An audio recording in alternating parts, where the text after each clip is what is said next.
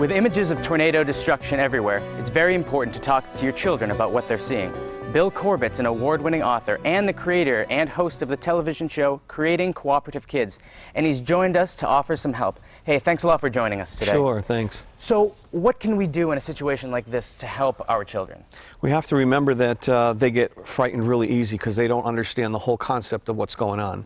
And the first thing that they begin to think about is, am I going to lose my mom and dad? Are you going to go? Are you going to die? And am I going to die? So they're very focused on the fear. So we need to remember that we need to settle their fears, and there's a lot of things that we can do. But the most important thing is children look to the parent to get some sort of feedback as to how I'm supposed to feel. Their barometer inside, their emotional barometer is, should I be freaking out here or should I remain calm, comes from what they see on the parent's face. So that's why I always tell parents it's really important to make sure that you remain as calm as possible. Now I know a lot of parents, adults, when we were watching the footage yesterday, you know, we get freaked out, but parents have to remember their children are looking to them to try to figure out, is this really bad? Is something bad going to happen to me? And the more that the parent remains calm and assures them, the more calm the child's going to be. Now, for an example, yesterday I was actually in auto service place getting some stuff done on my vehicle when the storm hit, and right away one of the dads, the mechanics, he dropped what he was doing. He went right to the phone and called his kids.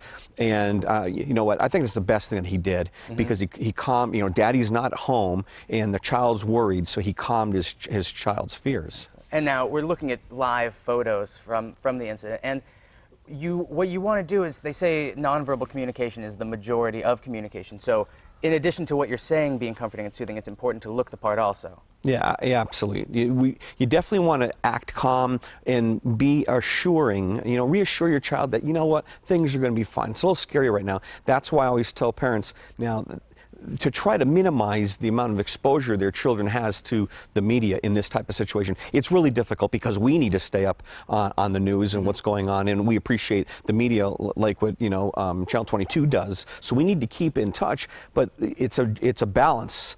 We've got to try to watch that and stay up on the destruction that we're seeing, but yet try to shelter our children from it as much as we possibly can based on the situation. Now, would you say it would be advisable to maybe give them something to do? Like, hey, can you go cut up some vegetables or help make dinner?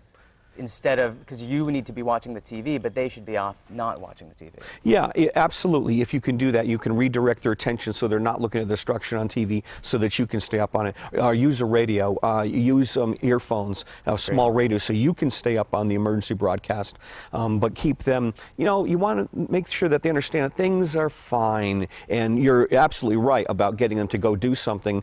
You want them to focus on the, you know, ordinary, the normality of, hey, this is a normal day for us. Now, obviously sometimes parents sugarcoat things for their kids. What parts of this should you sugarcoat, and when should you be honest? Yeah, that's a really good question, because it's got to be a balance.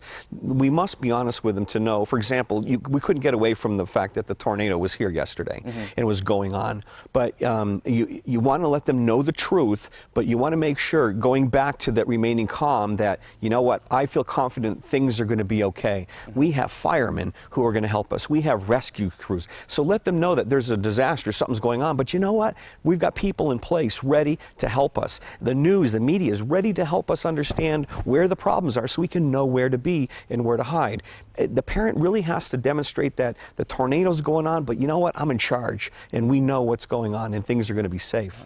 Now, let's say someone's home was marginally damaged. Would it be too much to take your kid outside and to show them the areas that are affected so they can see it for real, or should you keep it at a television distance? No, after the fact is okay. You can show them that, look, here's the damage that happened, but you also want to come back to the fact that, and especially if you were fortunate that your home was not damaged by the tornado, look, see, and they're probably going to have questions like, well, why did that happen to that poor family, and why didn't it happen to us, you know? And you just want to let them know that sometimes these things happen, but we all are going to be together, and we're all going to be safe. And so I guess it's all about the silver lining then. Yeah, you really, you know, like, of course we knew that some lives were lost in the storm yesterday. You want to minimize that. They don't need to know that. They really don't need to know that. So they need to know about the tornado, but just not the really bad, unfortunate parts of it that happened, because it goes back on their fears like, am I going to die too? Are you going to die? And conversely, if something bad did happen to the home or to the family, how would you go about approaching that? Let them know that there's places they can go. Make sure, rely on family, that there's places that they will be safe and that these things do happen. But the most important part of this, though, is you want to come back after you've come back home, after the storm is gone. You want to make sure that the child has routine, what to do in an emergency. So you want to focus on what should I do next time. My family and I lived in Nashville, Tennessee for many years, where we saw this kind of thing on a regular basis. We lived through tornadoes, and we always made sure that we had a plan. What if something happens? How to get in touch with mommy? How to use the telephone? What is your, especially if the children are little, what is your phone number? Where do you live? So they have that kind of information so they could, for their own safety. And speaking of information, you offer workshops on not only to be a better parent, but how to help your children deal with events like this. You want to just talk about that quickly? Yeah, once a month I open up my doors and I provide free parent coaching. Doesn't cost a thing. And the next one coming up is June 12th. I do this one Sunday a month, and I open up my doors. It lasts about 2 hours long, but people can come and go as they like. I encourage adults, no children. This is an event just for adults, and to bring these kinds of issues, questions about disaster, how do I handle this? And it's held in Enfield at the Network Against Domestic Abuse, which is on Hazard Avenue. And again, it starts at 1 o'clock on June the 12th. Excellent. Well, thanks a lot, Bill. We really appreciate you coming on, especially on a day like this when people have the questions that we're talking about. To find out more information, please feel free to go to mymassappeal.com. And now we have Ashley live, and she's with Candy Lash, a woman from a local